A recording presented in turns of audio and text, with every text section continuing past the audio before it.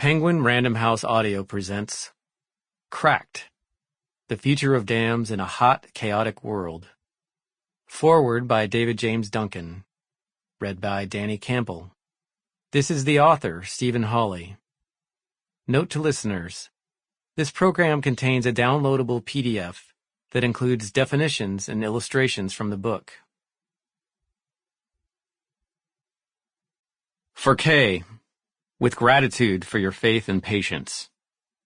All the love I can conjure in a single sentence. Forward. I've been giving voice to the needs of wild salmon and their rivers for 4 decades. My activism has felt futile in any kind of political sense. But even futile protests prevent impotent rage from reaching toxic levels, and occasionally dissident voices are heard on a level that defies expectation.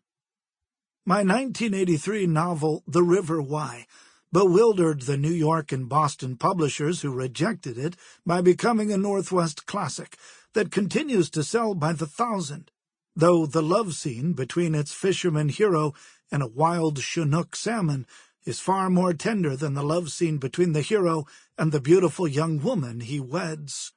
The life of my protagonist helped inspire the creation of dozens of watchdog river and watershed councils, a trend that has since spread nationwide. My all-time favorite activist project was in 2006, when, with Patagonia, the company's help, we launched 13 river dories in a huge, fresh-harvested Washington wheat field. We peopled the boats with fly fishers, oarsmen, oarswomen, and fishing guides, and rowed our dories and cast our fly rods in the stubble. Our aim was to bring home in a single image the fact that the wild salmon and steelhead of the Rocky Mountain West and salmon-dependent orcas of the southern Salish Sea are being driven to extinction by 4 boondoggle dams on the lower Snake River. The wheat field's owner welcomed us as friends because he had known and loved the free-flowing Snake and the farms and orchards that thrived in its riparian zone until they were inundated in the 1960s and 70s. 450 miles of slack water then began superheating the Columbia and Snake Rivers, stagnating the flow young salmon need to carry them to sea, and stuffing both rivers full of smolt-devouring predator species to negate the incomparable fecundity of a salmon refugia the size of Massachusetts, laced with pristine high-elevation spawning rivers and streams. I wrote a prose poem entitled Lost River about the salmon tribes decimated by loss of culture, spirituality, wealth, and traditional fishing places. We produced a poster that became a Pacific Northwest icon and raised thousands of dollars for salmon activists. It pains me to say that 16 years later, the wild salmon and steelhead of the interior West are in complete collapse. The salmon-dependent orcas of southern Puget Sound are blinking out with them, and the bankrupt bureaucracies that wiped them out, Bonneville Power and the Army Corps of Engineers, have just been refunded by Washington State's liberal senators, an act akin to hiring meth cooks to run the nation's drug rehab programs. But despite the blundering of malfeasant lobbyists and politicos, it thrills me to add that the most inarguably eloquent and beautifully illustrated testimonial against dams, Cracked, is poised to inspire tremendous change. Stephen Hawley has written, and Patagonia has brilliantly supported, an undamming book powerful beyond anything I thought possible in a time of cynicism, greed, and cave troll politics. Cracked is itself a mass breaching of the lies, corruption, and betrayals that have fueled an insane parade of dam building by disembodied bureaucracies and totalitarian governments worldwide. This book, from beginning to end, is a tour de force. It affirms Nick Cave's thesis that a cynic is just an optimist with a crushed heart that can be mended and filled with hope once again. I know this because one such heart, as I read Cracked, was beating in me.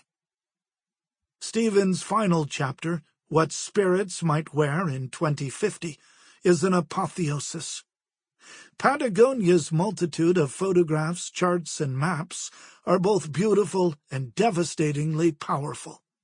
And John Muir's, David Brower's, and Stephen Hawley's climactic words carry so much river love that they left me singing the names of the Idaho and eastern Oregon rivers I've walked more than 1,000 miles, not beside, but in. 24 pairs of resoled wading boots my evidence. Stephen and Patagonia have created a masterpiece that will fire generations to do for many rivers what Muir's long gaze and language are still doing for Yosemite's fair sister, Hetch Hetchy, and her iconic river, the Tuolumne. We possess, en masse, the power to restore world wonders the dam-building frenzy has temporarily stolen and defiled. Let the return of wonders begin with the energies set free in this river lover's Bible. With calm clarity, this book shows us how to judge the value of a dam and begin removing the dangerous and valueless ones. This book reminds us that it is rivers, not reservoirs, that allow natural selection to select naturally and biodiversity to diversify. This book sees the earth as our sentient mother, the land, flora, and fauna as her body, clothes, and skin, the seas, lakes, and rivers as her organs, veins, and arteries, and reminds us that her breathing body is a holiness without which we cannot live. This book renews faith that the man, woman, or child who strives to defend Earth's holiness, even in poverty or political impotence, and even against seemingly impossible odds, is not just a hero, but an integral part of her, hence every bit as holy as she, whom they seek to defend. David James Duncan. Introduction. This book was written with a reliance on one of the basic tenets of good faith in the written word that interested readers may extrapolate to the universal from the examination of the specific. Your home water may not be depicted here, but the patterns of destruction that come with any dam-building regime are as recognizable as the American flag and as reliable as the sunrise. Really big dams and the proliferation of millions of smaller ones, like so many other developments on the planet over the past 3/4 of a century, are an American invention.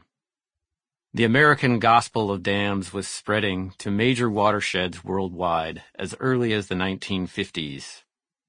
Those busy beavers at the United States Army Corps of Engineers were already globetrotting back then, promoting the virtues of megatons of concrete as a panacea for ills economic, agricultural, industrial, and hydrological. Their sales pitch, at home and abroad, was less than forthcoming about the inevitable risks and the colossal damage that would ensue. The largest lake in Southeast Asia, Tonle Sap, was, until recently, filled by the seasonal swell of the Mekong River system, which would overrun the Tonle Sap River, pushing it backward in spring, filling the lake, and producing one of the world's most productive freshwater fishing grounds. Dams, beginning with 11 cement monsters on the Chinese side of the Mekong, where it is called the Longkang, began to reduce this annual event. Finally came a dam on the Tonle Sap River itself. By 2019, inflows in the lake were a fraction of their former glory. The annual catch of fish from the lake had plummeted by 80%.